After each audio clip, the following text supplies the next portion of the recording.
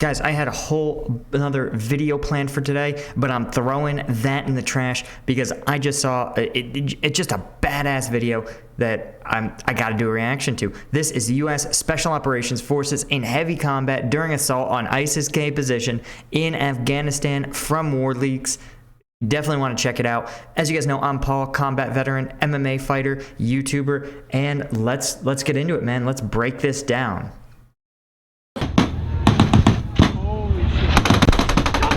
Okay, so wait, we are dropping right into the action here. For those of you that don't know, ISIS-K is not the Taliban. They are another faction of even more extremists that moved into Afghanistan, particularly into Nangarhar province. I am familiar with Nangarhar province because that's where I was deployed in 2010, though basically, my time there coincided with the Taliban being kicked out, and in that power vacuum, 2, 3, 4 years later, is where ISIS-K moved in and started to try to run their operations. So a victim of our own success as far as the U.S. military is concerned. But when ISIS-K moved in, right, they were not nearly as sophisticated as the Taliban, and the result is that U.S. Special Forces were able to bring a lot of heat onto these guys, right? They were pretty fixated on taking territory, and the U.S. military is very good at taking it back. Closer!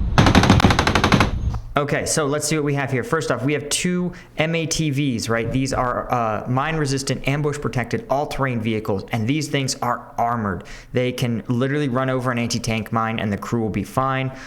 They are vulnerable sometimes to RPG blasts, but as far as I know, that is probably the only weapons system that any insurgent forces have that can reasonably actually deal damage to the crew inside the vehicle. So what they are doing, it looks like, is using their MATVs to approach their target, right? The target's probably this compound where this looks like Hellfire probably just hit. And so they are using those as cover. This is pretty nifty, actually, going side by side to form sort of an iron wall, and the dismounts are stacked up behind them, right, behind cover. They're probably going to get close enough to the compound where these guys can breach, enter, and clear. As you can see, this is from the perspective of a 50 cal gunner of a trail vehicle, and this 50 cal gunner is doing the right thing because you notice those 2 gunners of the lead truck are facing forward, so this 50 cal gunner is facing to the side, right? I would guess and say there is another vehicle behind them facing the opposite direction, and a final vehicle covering the rear, right? Giving the patrol, or the assault force is really what this is, 360 degrees of movement. What's also interesting is you can see these American flags, and these are, I think, to tell aircraft and all other ground forces that this position is U.S. military forces, right? It can be easy in the heat of combat to confuse ground strikes, and so it's always good to be able to clearly identify friendly forces. I can't see anything! Keep doing what you're doing! Okay, this is a really interesting. So it is hard to see out of those MATVs, right? Because the windows are heavily reinforced plexiglass, they just can't be that big. They're maybe only like yay big, right? Which is really hard when you have to maneuver in close quarters. Really, I am continuously shocked at how good my drivers were in Afghanistan and all the hairy terrain that they were able to operate in with not very good visibility on those vehicles. Now, but when you still have poor visibility, you also have to rely on someone with better visibility, like the gunner, who's higher up and can see 360 degrees around, to give him updates on what to do. Oh! Yep, you notice he relayed to them to halt. And I suspect they're halting because maybe another airstrike is coming in and they don't want to get within 300 meters. Told you. So that is a really close airstrike. The rule is generally 300 meters. Anything inside of 300 meters is considered danger close. Danger close doesn't mean they won't drop it. It means that you are expected to do a much more deliberate, much carefuler communication with the aircraft overhead. So they probably stopped this, made sure their people got down, and didn't want to get any closer until after the strike hit. Holy shit! All right, so it looks like they are back on the advance, moving toward this compound here. What's also sort of interesting, I would be curious to know what portion. So generally, Special Forces operate on 12-person teams. That's the Special Forces A team.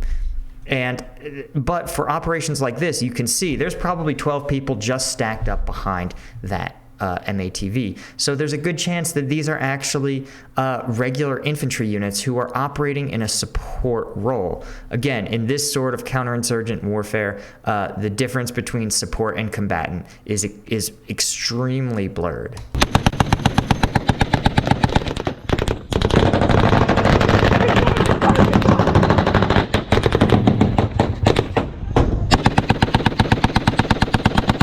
Okay, you could briefly see it there. There was some muzzle flashes, and he was engaging, putting rounds back down range.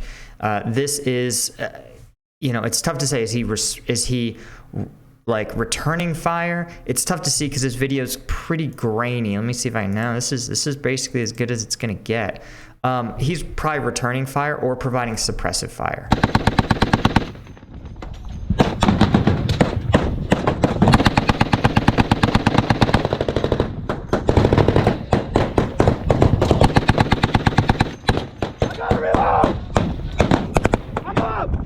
Okay, so they actually edited out him reloading the 50 cal. It's not that hard to do, but those are heavy ammo boxes, and usually a 50 cal gunner will have extra boxes of ammunition right at his feet. We would usually tie them up or bungee them down so that one of the people in the vehicle, usually the TC or a passenger if there was one, would, when the gunner said, hey, I need more ammo, that passenger or TC would undo the straps, hand them up a box, they would take it, put it in this ammo holder here, and then open the box up, string the 50 cal in, open the bolt, and he would be back in action.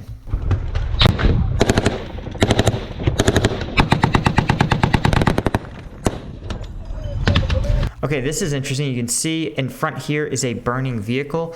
I'm not sure. I'd be curious to know what that is, whether it was a potential vehicle-borne IED where the lead gunners have destroyed the truck before it could get close, or if it was an enemy vehicle that was destroyed by an airstrike. It's also possible, it's a very common tactic to create roadblocks to protect your areas, right? Especially when you're in insurgency, by parking vehicles, lighting them on fire, burning tires.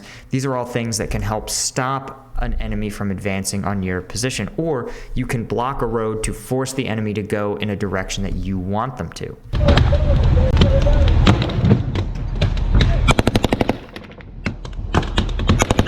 Okay, this is kind of neat. Look at this. There's a turret gunner in this lead vehicle, but then behind him is someone standing up with a saw providing additional fire support, right? Actually providing an additional layer of security. So the lead gunner is facing this way, and the saw gunner in the same vehicle is facing to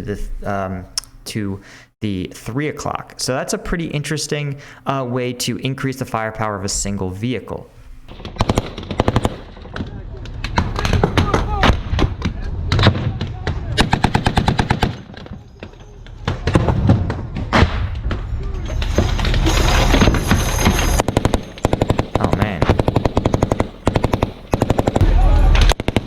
I wish this would get out of here. I want to...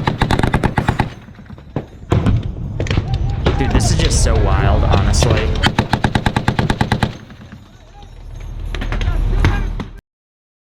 Yeah, dude, that's just sick. Guys, that was actually really cool. I hope you guys learned something here about what it is that you're seeing. Work? And... yeah, let me know if you want me to watch the Caranthum freezing test. I hope you guys learned something. Man, there's a lot of cool tactics. And, I'll tell you this, that dual MATV advancing push, that assault, is not something taught in the schoolhouse. But, man, it is just a testament to how great those vehicles are, that they are functionally they can function like tanks in urban warfare. And if you've spent any time in command of any sized unit, in Iraq or Afghanistan, you know that they are invaluable. They're troop transports, they're overwatch, they're support by fire, and in that case, they are actually a miniature version of an armored tank push. Anyway, guys, if you have other cool military videos you want me to help break down, man, just let me know in the comments. Also, follow me on Twitch. I'm going to start streaming at least 3 days a week, probably more in the next week or so. So get on board on the ground floor of that. And thanks so much for joining me, and I'll see you guys in the next one.